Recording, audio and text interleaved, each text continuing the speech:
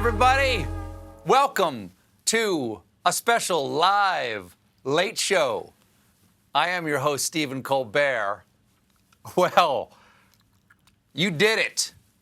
You survived the last 4 years, and your reward, a shiny new old president. Good old Joe. Because today at 11:49 a.m., Joseph Robinette Biden Jr. was sworn in as the 46th President of the United States. We watched it. Evie's here. We watched it together. The inauguration was a joyful occasion. Like I do at most happy things, I cried a lot. It's true. It was extremely emotional. And not entirely in the way that I expected, because I have to tell you, I have zero gloat in me. There is no end zone dance here. What I feel is enormous relief. Watching the inauguration today, I recognize just how worried I've been for my country. But we've all been too deep in it for the last 4 years to truly realize what we were deeply in. It's like we've been on a ship that's been in a storm for 4 years, and we just stepped onto dry land. I want to kiss the ground, but you know, COVID, so I'm just gonna fist bump it. Today felt like a return to normalcy, even though so much about the day was abnormal. Due to the pandemic, everyone was wearing masks, and instead of people, the mall was filled with flags. Look at them waving. They're so happy. I can't blame them. Remember, it has been a tough 4 years for flags, too. But even though it was abnormal, at least we understood why it was abnormal. 1 year ago today, the first U.S. patient was hospitalized for COVID. And after 12 months of denial and self-delusion about this pandemic, we're finally accepting reality and taking precautions. So many times during the last 4 years, we were all like, what the hell is happening? Why is this happening? And they wouldn't tell us.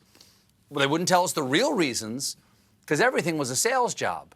And the weirdest feeling in the world is when something is clearly abnormal and someone tries to tell you that it's not. And what we saw today was the opposite of gaslighting. Today, we were reality boarded, and I am here for it.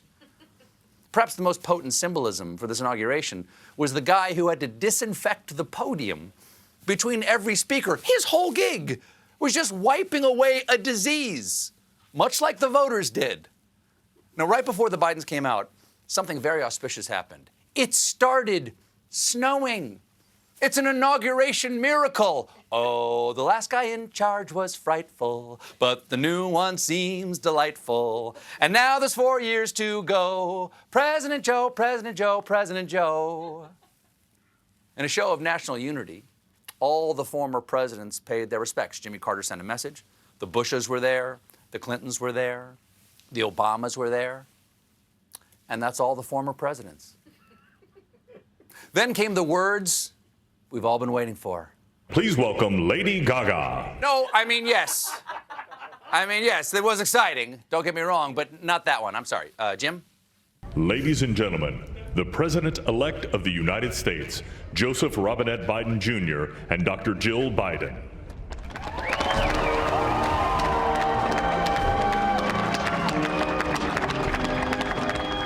Isn't that lovely? A presidential couple holding hands in a way that doesn't look contractually mandated. And it was time for the national anthem. That's when Lady Gaga did arrive, as only Gaga can. Not on the red carpet, but in a red carpet. Daring couture from the spring 2021 Stainmaster line. Gaga sang the national anthem beautifully, and I was especially moved by this moment. Our flag was still there. And surprise, the flag was still there. Rarely is that song a cliffhanger. But just 2 weeks ago, in that spot, it was in danger of being replaced by a Rambo Photoshop. Fun fact, after the inauguration, Lady Gaga didn't get in a limo. That bird on her dress just carried her home.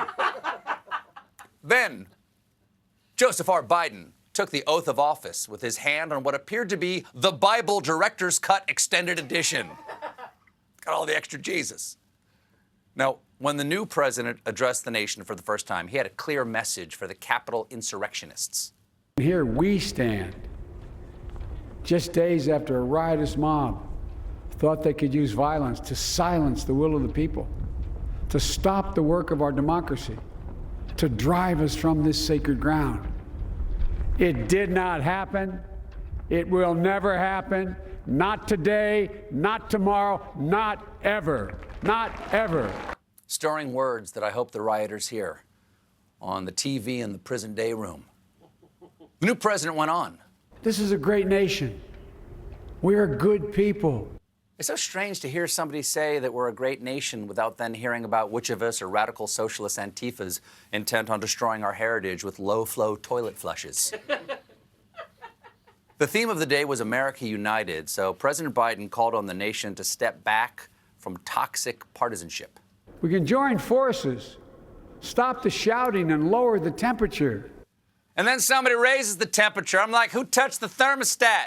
You know the rules in Pop's house. And everyone's like, it wasn't me. And I'm like, well, I'm putting it back at 68. We're not heating the whole damn neighborhood here. Jill, get me the cello tape. I'm taping this sucker down. Then Biden issued a stirring call for the nation to come together. This is our historic moment of crisis and challenge. And unity is the path forward. And we must meet this moment as the United States of America. If we do that, I guarantee you we will not fail. We have never, ever, ever, ever failed in America. When we've acted together. Someone clearly never saw the Cats movie.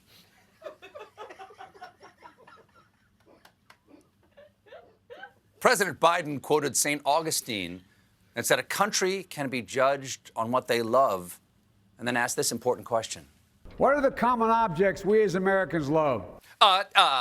Melted cheese, saucy Netflix dramas, videos of cats knocking stuff off of desks. Oh, that feeling when you find $20 in the pocket of a jacket you haven't worn since last year. Megan Thee Stallion. Jalapeno poppers! Jalapeno poppers.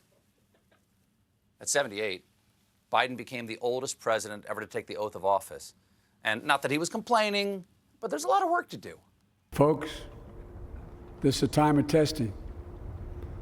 We face an attack on our democracy and on truth, a raging virus, growing inequity, the sting of systemic racism, a climate in crisis. That's a hell of a list. He should probably put those on the White House chore wheel. All right, it's Wednesday. Mayor Pete, your turn to take out the recycling and end systemic racism or no allowance, mister. Who touched the thermostat? What's going on here? What's going on? What, are the squirrels paying the bills now? In one particularly moving moment, Biden quoted Lincoln when he signed the Emancipation Proclamation. If my name ever goes down into history, it'll be for this act, and my whole soul is in it. My whole soul is in it. Today, on this January day, my whole soul is in this. It was so nice to have a president with a soul again. The previous one sold his to the devil and didn't even get Georgia out of the deal. But as stirring as Biden's speech was, it wasn't as historic as his opening act, because today, for the first time in our 244-year history, the United States has a female vice president. It's a moment that future generations will look back on and say, wow, that took a long time. Not only is Harris our first female vice president, she's our first black vice president, our first South Asian American vice president, and the first vice president in 4 years who doesn't think yogurt is too spicy. It was moving to watch Vice President Harris being sworn in by Supreme Court Justice Sotomayor, and it got a very excited reaction from Joe Biden. That I will well and faithfully discharge the duties of the office on which I am about to enter. the duties of the office upon which I am about to enter. So help me God. So help me God. All right, that's refreshing. In just 2 short weeks, that days has gone from alt-right to all right. Vice President Harris's swearing in was followed by a performance of America the Beautiful by J-Lo, who included a shout-out en español. Una nación bajo Dios indivisible con libertad y justicia para todos. Let's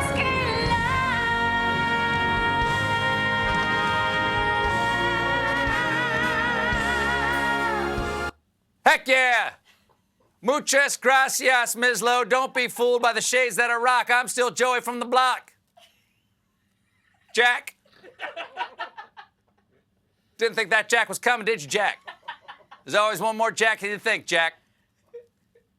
Jack. Then, Senator Amy Klobuchar lightened things up a bit. This is the first inauguration in the history of America where J-Lo was the warm-up act for Chief Justice Roberts. Maybe, but not the last. I'm hoping for the 2022 Super Bowl halftime show. The internet went absolutely abuzz for this picture of Senator Bernie Sanders. The Vermont is strong with this one, in a parka and giant woolen mittens. But notice the one part of his body that's not covered. Bernie, what are you thinking? Don't you know that 99% of your body heat escapes out the top 1%? There were a lot of highlights during the ceremony, but a real standout was inaugural poet, 22-year-old Amanda Gorman. If we're to live up to our own time, then victory won't lie in the blade, but in all the bridges we've made. That is the promised glade, the hill we climb. Beautiful, stirring words. And a nice change from the last administration. The closest they came to poetry was haiku. The young poet laureate summed up the challenges facing our country. Being American is more than a pride we inherit. It's the past we step into and how we repair it. Yes, how do you repair the past? Have we tried unplugging the past and plugging it back in again? Because that works on everything else. But however we fix this country, it's not the new administration's work alone. It is up to all of us, as it always is, in whatever way we can. And President Biden, Vice President Harris, you have our prayers, our best wishes, and our every confidence. We've got a great show for you tonight. My guests are John Lovett, John Favreau, and Tommy Vitor from Pod Save America. But when we return, the new president's first day at work. Stick around.